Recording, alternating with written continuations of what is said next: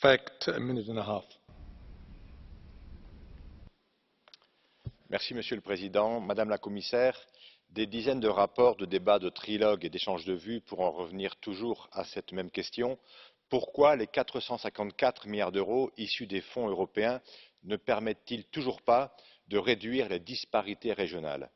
Vous aurez beau mener des campagnes de communication, avec d'ailleurs l'argent public, pour tenter de convaincre les peuples d'Europe de l'utilité de l'Union européenne, mais les faits restent néanmoins têtus.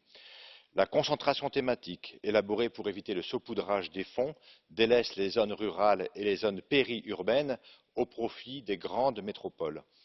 La complexité administrative inhérente à la bureaucratie décourage de nombreux bénéficiaires et porteurs de projets de recourir justement aux fonds européens. Et enfin, l'introduction de critères ex ante conditionne l'attribution de ces fonds structurels à la mise en œuvre des politiques d'austérité ultralibérales dans les États membres. Souvenez-vous, il y a à peine quelques semaines, vous discutiez de la suspension des fonds destinés à l'Espagne et au Portugal, qui ne respectaient pas leurs objectifs de déficit public. Vous faisiez mine de vous indigner et de vous y opposer, mais le mal est fait.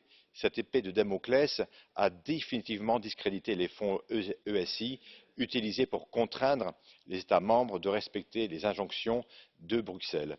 La seule issue pour ces fonds européens reste en leur renationalisation au profit de nos compatriotes qui en ont plus besoin que jamais.